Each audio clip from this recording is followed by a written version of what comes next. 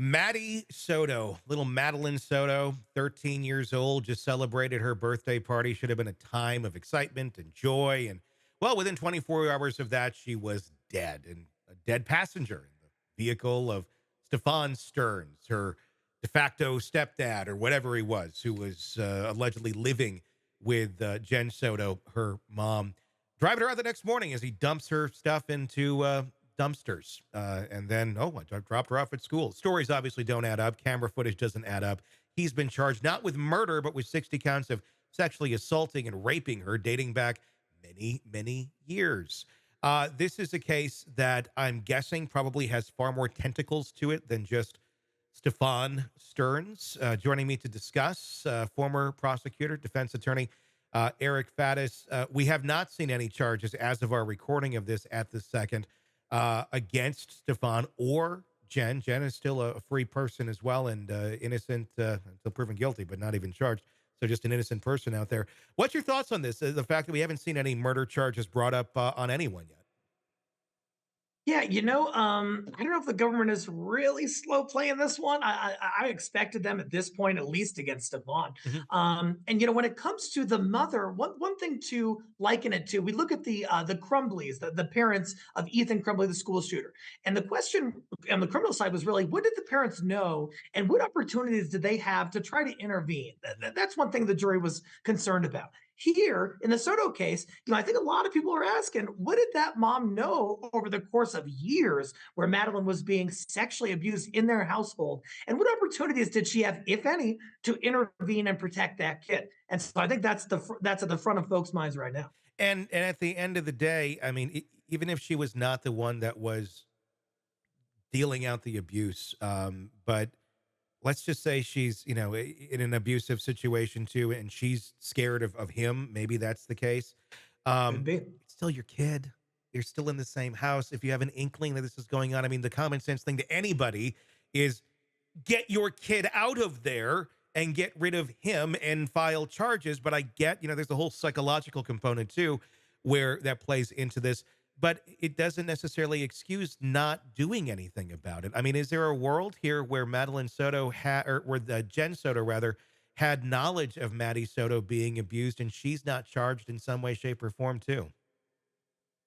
It's certainly possible, and would depend in part on the specific dynamics of the relationship. Like you said, I don't presume to know what anyone in that situation is going through Sure. and what they're capable of, but you would just think, hey, your duty is to this kid, and if you know that your kid is being repeatedly sexually abused, even if you're a victim too, there are resources. There are, most people have access to phones or computers or something like that.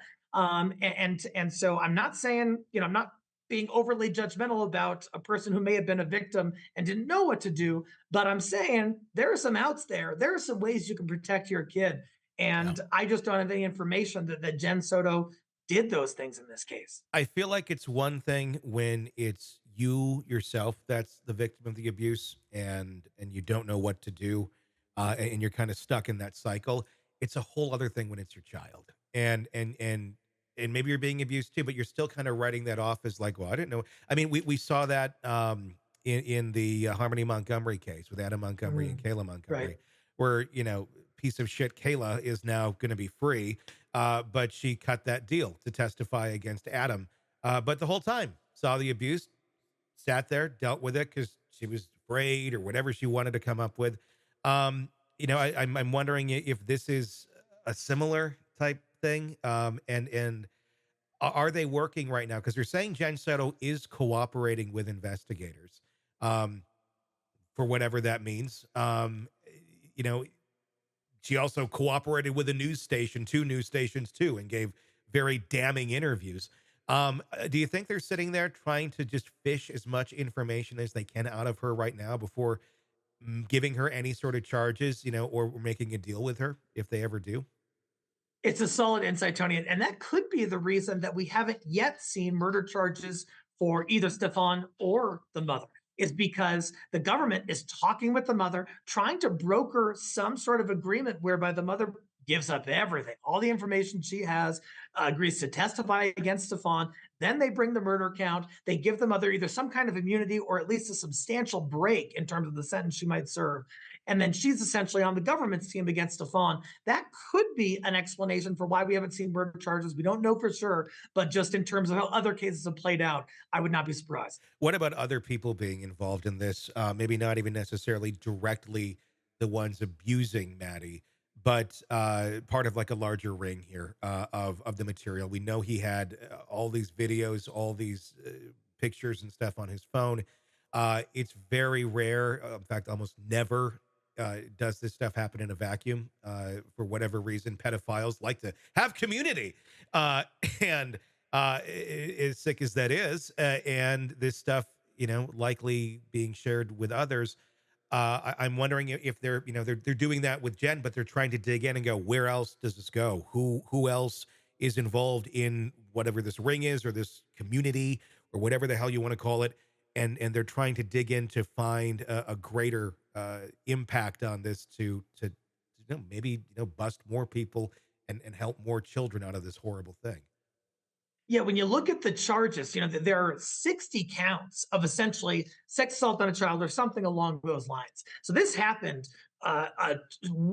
dozens and dozens of times. And it's my understanding that Stefan's devices did have a number of videos and photographs. And so I think the police need to look into, were those shared? Were those put on some sort of dark web? Were those transferred in some encrypted fashion that could implicate other people involved? Because my understanding is that oftentimes these abusers don't always get this content just for themselves, but they get it and they share it across the community that they have. Yeah, to the extent that other folks can be held accountable for being sort of the need for this content or demand for the content, those folks should be held accountable too.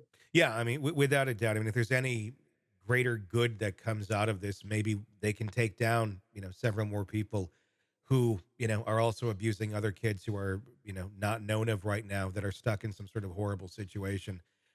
One can only hope something good comes out of it, but mom is cooperating. You raised your eyebrow to that a little bit earlier. What's your reaction to that? What do you think that means? My feeling is that, just in my personal opinion, is that she has some information. She's got some stuff that she doesn't necessarily want to give up. You look at her demeanor in those public interviews. To me, it seems like there's something under the surface. She's holding back something, and perhaps now is the time where she's cooperating in a way that is probably largely self-serving, but that may strengthen the government's case. And so cooperating always kind of seems sort of noble, but not always super noble. Yeah, I mean, if it helps get rid of some horrible people, great. But I don't really consider her on the list of greatness either, by any means. At least not Right. yet. We'll have to see what happens.